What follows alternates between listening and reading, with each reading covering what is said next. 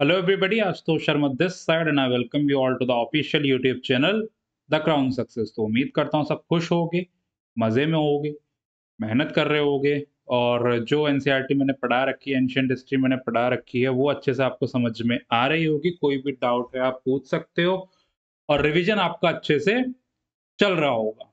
ठीक है? तो बेसिकली अभी हर्षवर्धन एरा, जैसे कि आप जानते हो, हर्षवर्धन एरा हमने कवर कर लिया था।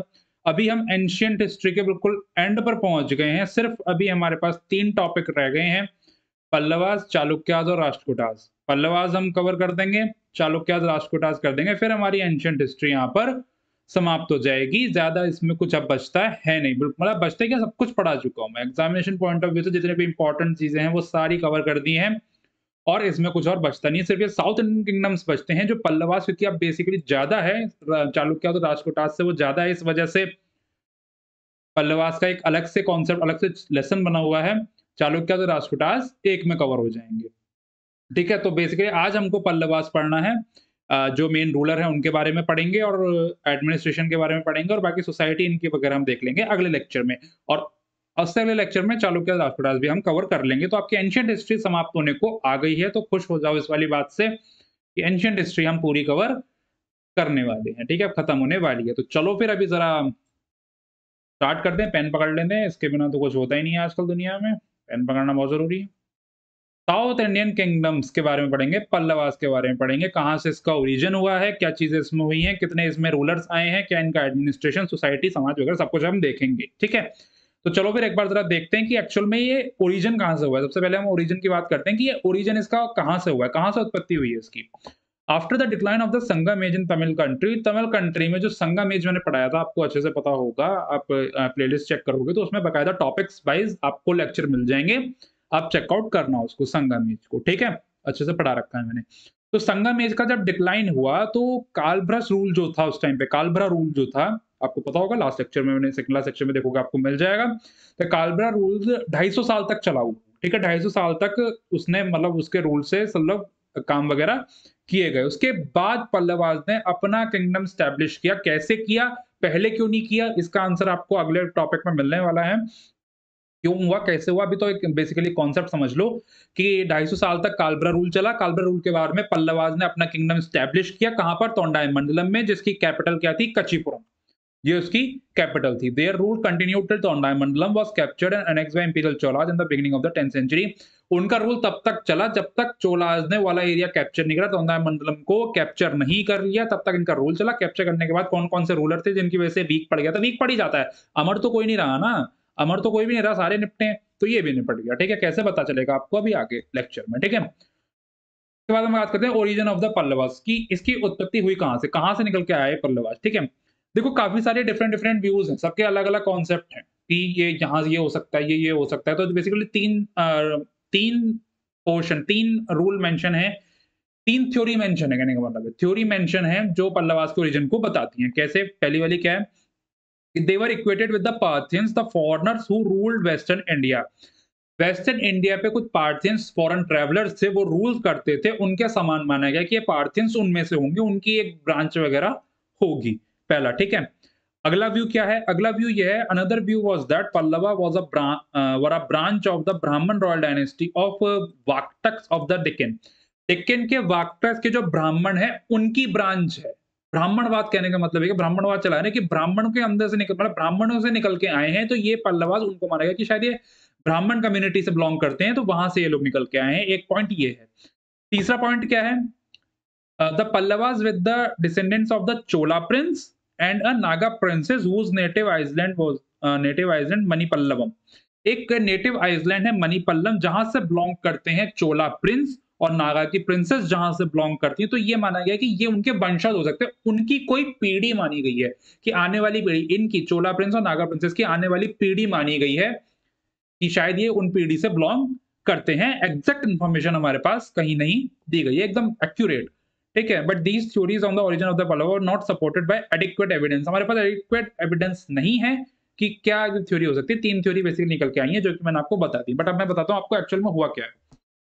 देयरफॉर जो इस चीज को माना गया है, जो बिल्कुल एक्सेप्ट किया गया है, वो क्या किया गया है? The view that the Pallavas were the native of the Tondaimandalam itself was widely accepted by scholars. They are also identicals with the Pulindas mentioned in the inscription of Ashoka. Ashoka के inscription में जो पुलिंदा mention है उसमें इनको समान माना गया है, पल्लवा को उनके समान माना गया है। When तोंडाई Mandalam was conquered by Satavahana dynasty ने, जब सतवाहना डायनेस्टी जब आई थी, मुझे आपके लिए क्वेश्चन है, सतवाहना डायनेस्टी के फर्स्ट रूलर कौन थे? कमेंट करके बताओ। ठीक है, आप लोग रिवीजन कर रहे होगे अच्छे से, इतने दिन लेक्चर नहीं आ पाए थे, तो रिवीजन आपने किया होगा। मैं ठीक है, तो मुझे जरा बताओ कि सतवाहना डायनेस्टी के इंपॉर्टेंट रूलर्स कौन थे? पहले इंपॉर्टेंट रूलर बताओ मेरे को। ठीक है, तोंडाई मंडलम वाज कन्क्वर्ड बाय, जब सतवाहना डायनेस्टी ने तोंडाई मंडलम को कैप्चर कर लिया था, तो ये पल्लवा कहते कि भाई साहब हमें छोड़ दो यार, हमें क्या करोगे तुम मार के, हम छोटी सी तुम्हारी जनजाति है, ठीक है, प्रजाति हमारी छोटी सी है, तो हमें मत मारो और हम आपके साथ ही मिल जाते हैं। तो उन्होंने क्या काम करा, सतवाहना डायनेस्टी ने जब ये चीज कैप्चर करी तोंडाई मंडलम को, तो उन्होंने हाथ जोड़ के पैरों में गिर के कहते भैया हम आपके सेवक हैं और हम आपकी सेवा करेंगे, आप हमें अपने अंदर ले लो और हमारी रक्षा वगैरह आप लोग करना। ठीक है, तो ये क्या करे कि वहां पर क्या हुआ कि सतवाहना डायनेस्टी में मिल गए, सतवाहना डायनेस्टी के बेसिकली सेवक बन गए पल्लवा जो थे, जो इस टाइम पे अपने आप को पल्लवा बता रहे हैं, वो उस टाइम पे सतवाहना डायनेस्टी के सेवक बन गए थे जब सतवाहना डायनेस्टी ने तोंडाई मंडलम को कैप्चर किया था।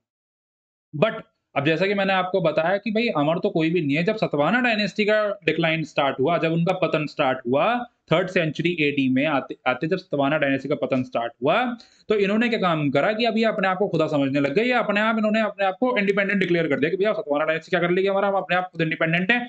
तो इन्होंने अपने आप को वहां से इंडिपेंडेंट शुरू करा, वहां से पल्लवा डायनेस्टी निकल के आई है। समझ में आ गया पल्लवा डायनेस्टी कहां से निकल गई? वो सतवाहना में पहले मिले हुए थे सतवाहना डायनेस्टी के, लेकिन जब सतवाहना डायनेस्टी का डिक्लाइन हो तो उन्होंने अपने आप को खुदा साबित कर दिया कि भैया हमें जो भी है हमें, तो पंगा मत लेना हमसे। ठीक है, तो इन्होंने अपने आप को इंडिपेंडेंट डिक्लेयर कर दिया था। The Pallavas issued their earlier inscription in Prakrit and Sanskrit language, जो उन्होंने सबसे अपने शुरुआती इंस्क्रिप्शन जो थे वो प्राकृत और संस्कृत लैंग्वेज में करे थे, क्योंकि सतवाहना से इनका कनेक्शन था, सतवाहना में प्राकृत और संस्कृत का ही यूज किया जाता था, तो इस वजह से इन्होंने अपने इंस्क्रिप्शन जो थे वो प्राकृत और संस्कृत लैंग्वेज में लिखे थे, लेकिन ब्राह्मणवाद को उन्होंने बढ़ावा दिया था, मतलब ब्राह्मणवाद का संरक्षण उन्होंने किया था काफी ज्यादा। तो ये आपका ओरिजिन आपको समझ में आ गया कि पल्लवा कहां से निकल के आए। पॉलिटिकल हिस्ट्री की बात करते हैं। ठीक है, पॉलिटिकल इनके क्या, पॉलिटिकल राजनीतिक इतिहास क्या है इनका, वो देख लेते हैं। अब एक्चुअल में इनकी पहली पीढ़ी की बात करते हैं, द अर्ली पल्लवा, जो सबसे शुरुआती पीढ़ी जो थी, उन्होंने 250 एडी से 350 एडी, कम से कम 100 एडी तक उन्होंने रूल किया। उन्होंने अपने चार्टर्स जो थे वो प्राकृत लैंग्वेज में उन्होंने अपने चार्टर्स वगैरह लॉन्च किए।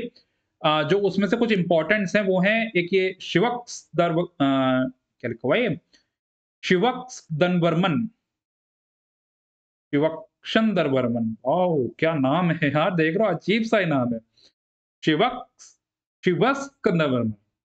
ठीक है, और एक और है विजक्ष द वर्मन। ठीक है, ये दो इन्होंने मतलब इंपॉर्टेंट थे, इनमें से नाम थोड़े अजीब से हैं, प्रोनाउंस करने में थोड़े अजीब से हो जाते हैं ये। ठीक है, तो ये इनकी पहली पीढ़ी के इंपॉर्टेंट चार्टर्स थे। अब अगली पीढ़ी की बात करते हैं। The second line of Pallava ruler who ruled between 350 AD से 550 एडी। अगली पीढ़ी ने इन्होंने 350 एडी से 550 एडी तक इन्होंने रूल करा। अब हम एडी में आ चुके हैं, बीसी से निकल चुके हैं, ध्यान रखना, इसको पहले निकल गए थे, हर्षवर्धन एरा के टाइम पे निकल गए थे।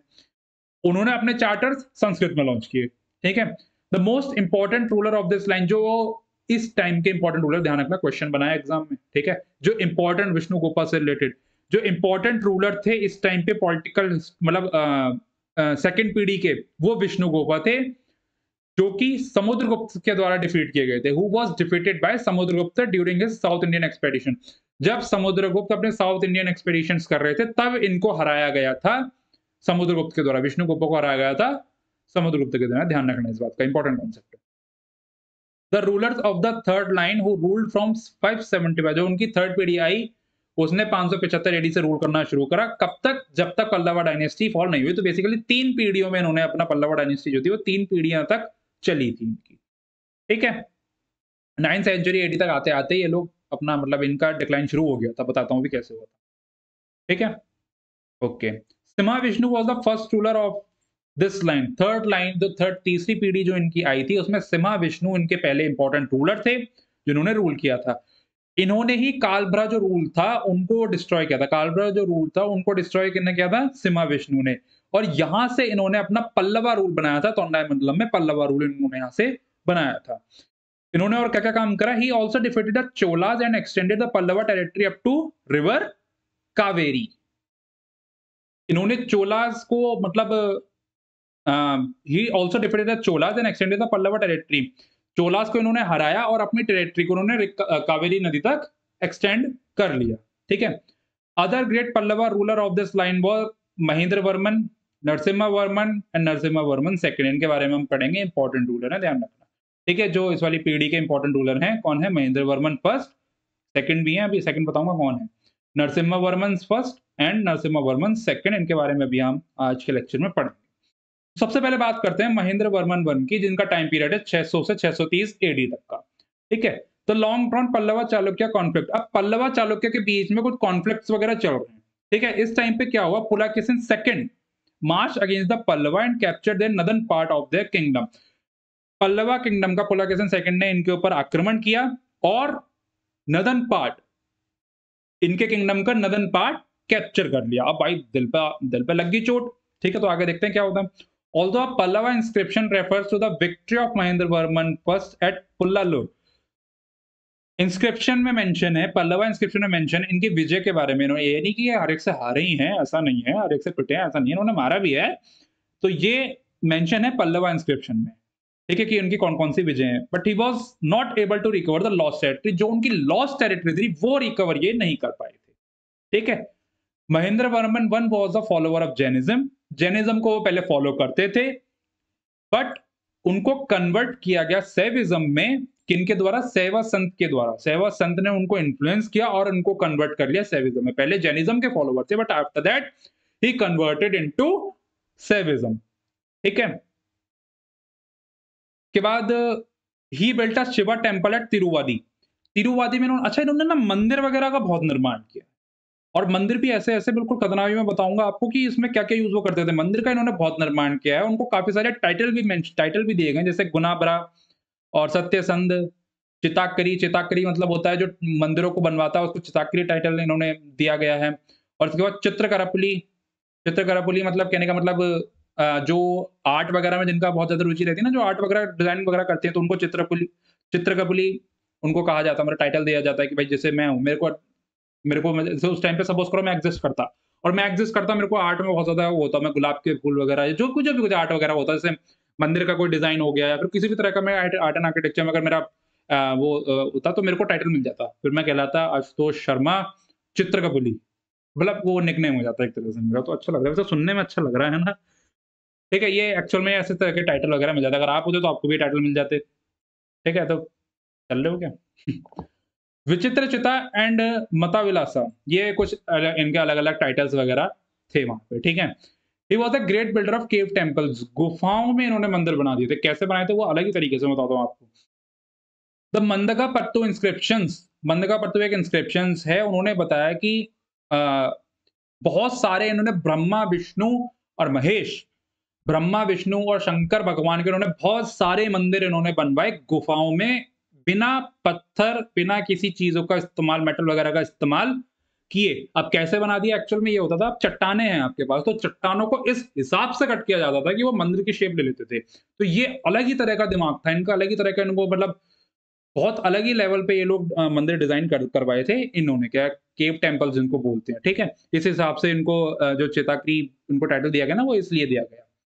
ठीक है, जैसे लिखा भी है यहाँ पे, who constructed temple for Brahma Vishnu and Shiva without the use of BRICS timber metal वगैरह, इन सब का बिना यूज किए इन्होंने चट्टानों को काट के ही मंदिर बना दिए। तो ये भी एक बहुत अजीब इनका एक्सपेरिमेंट था। His rock cut temples are found in a number of places like Vallam, Mahendravadi. जो उनके रॉक कट टेम्पल्स है वो कहाँ कहाँ पाए गए हैं? वल्लम में पाए गए हैं, महेंद्रवादी में पाए गए हैं, दलावनूर में पाए गए हैं, पलब्बरम में पाए गए हैं, मंदगापट्टू एंड तिरुच्चिपल्ली, ये यहाँ पर इनके ये मंदिर वगैरह पाए गए हैं। He had also authored the Sanskrit work Matavilasa Prahasanam। इन्होंने एक संस्कृत लिटरेचर वगैरह वर्क भी लिखा है। क्या नाम है इसका?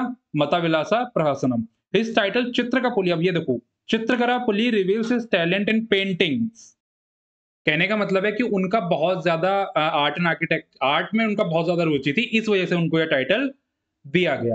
ही is also regarded as an expert in music. Music में भी उनका बहुत ज्यादा, मल्टी टैलेंटेड आदमी होते थे पहले यार, एक बार और आया था he is also regarded as an expert in music, music में भी उनकी बहुत ज्यादा रुचि थी।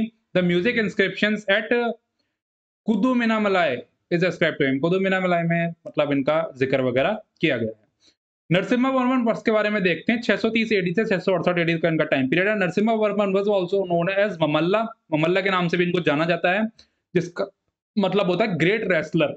बहुत ज्यादा रेसलिंग वगैरह का इनको बहुत ज्यादा शौक, और ग्रेट रेसलर का मतलब होता है ममल्ला भी इनको कहा जाता है, जिनको ग्रेट रेसलर कहते हैं। ठीक है, he wanted to take avenge the defeat of his father at the hands of Chalukyan ruler Pulakeshin II। अब इनके फादर को हराया था पुलकेशिन II ने। अब जाहिर सी बात है, तो अब दिल पे आग लगी है, दिल पे चोट लगी है, तो उसका बदला लिया जाएगा। तो इन्होंने बदला वो लिया, बदले की भावना इनके अंदर थी। His victory over Pulakeshin II in the battle of Manimangalam, Manimangalam battle of Manimangalam में पुलकेशिन II को इन्होंने हराया। कांची के पास ये युद्ध हुआ था, और copper plate, Kurram copper plate पे ये मेंशन है। ठीक है, कॉपर प्लेट पे ये मेंशन किया गया इनके बैटल के बारे में।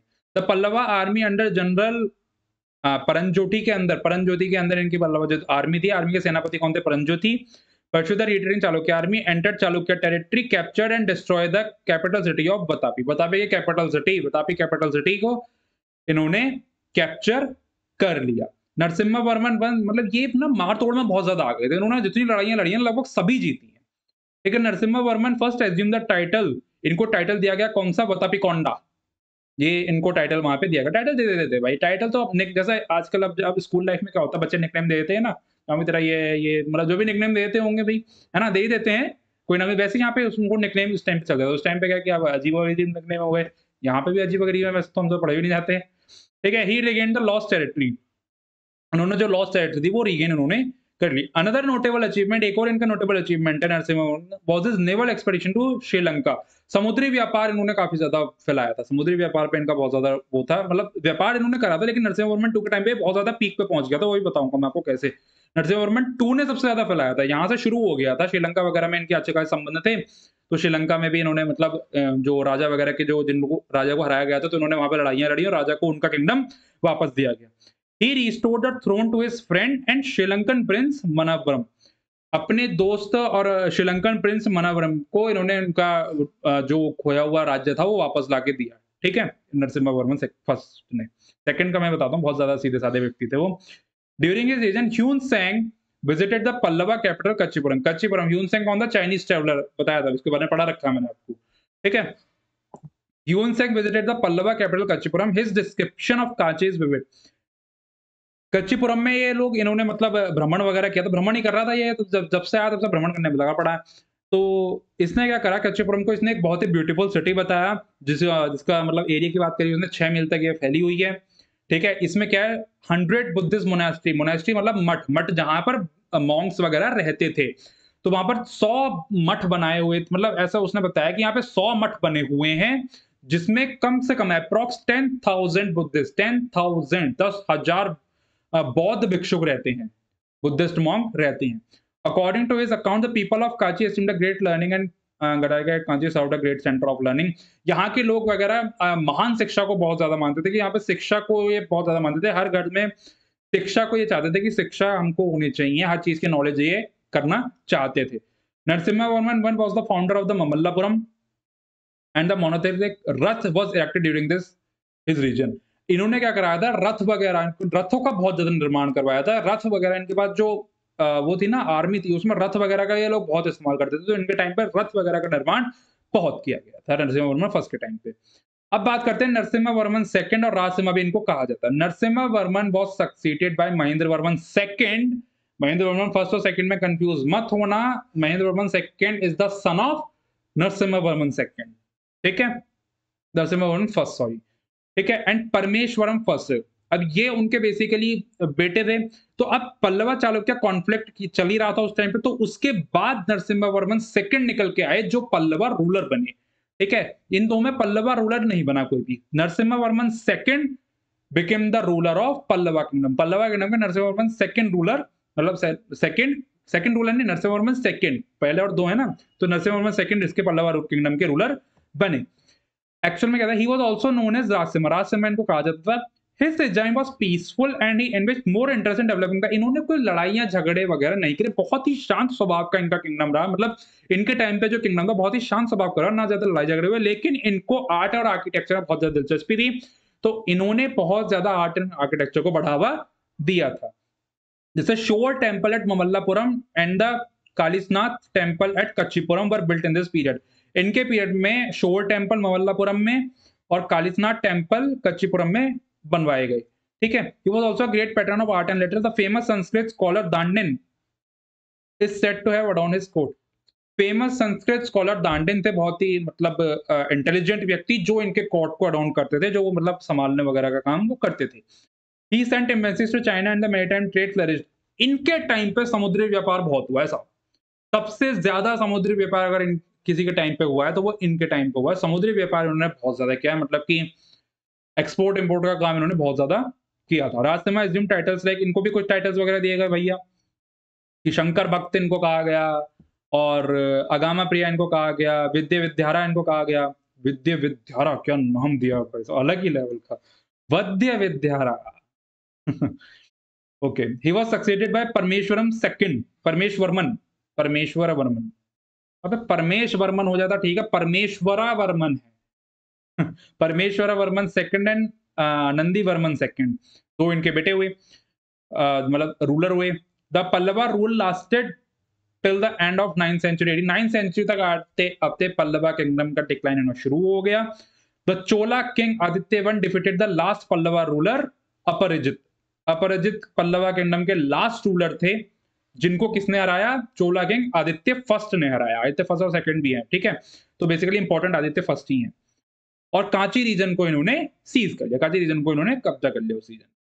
With this the rule of Pallava dynasty came. इस वाले रूल के साथ पल्लवा डायनेस्टी का पतन हो गया, मतलब उनका एंड हो गया।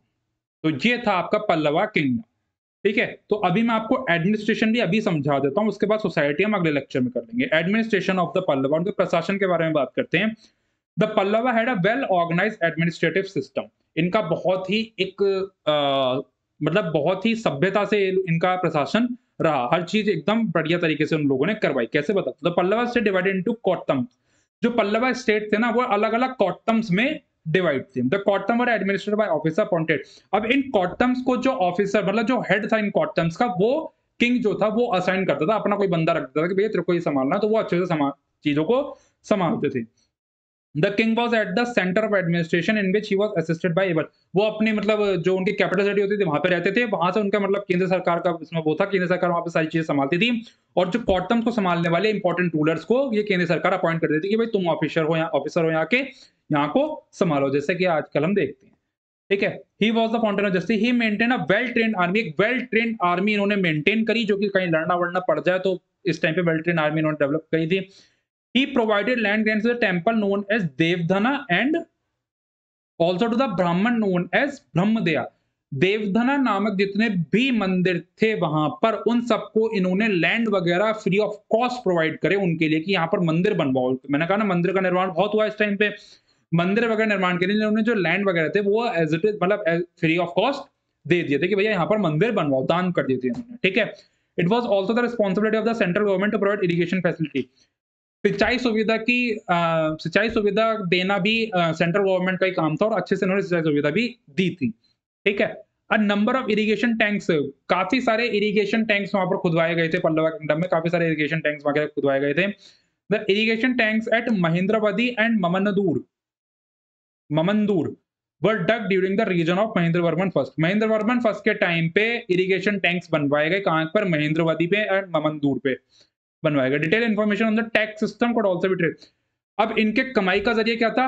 Tax system. क्या क्या चीजों पर टैक्स लगता था? सभी चीजों पर टैक्स लगता था। बट ये लोग जो इन्होंने सबसे पहले तो इनका जो मुख्य सोर्स था वो लैंड टैक्स था, ठीक है, लैंड टैक्स इनका मुख्य सोर्स था। अब लैंड टैक्स भी इन्होंने माफ कर दिया था। जिन मंदिरों की जो जगह दी थी इन्होंने, उसका ये टैक्स इन्होंने माफ कर दिया था। जिन मंदिरों के लिए इन्होंने लैंड जो दिया था उसका लैंड टैक्स ये लोग नहीं लेते थे, बाकी हर चीज में ये लोग टैक्स लगाते थे। यही कमाई का जरिया था, ठीक है। The land tax was the primary source of the government revenue. Land tax government revenue का प्राइमरी सोर्स है। द ब्रह्मदेय और देवधना, जिन लोगों को इन्होंने लैंड वगैरह दिए थे मंदिर वगैरह बनवाने के लिए, ब्राह्मणवाद के लिए जो लैंड वगैरह दिए थे, उनको इन्होंने छोड़ दिया था कि भाई हम तुमसे टैक्स नहीं लेंगे, बाकी सब चीजों पे टैक्स था।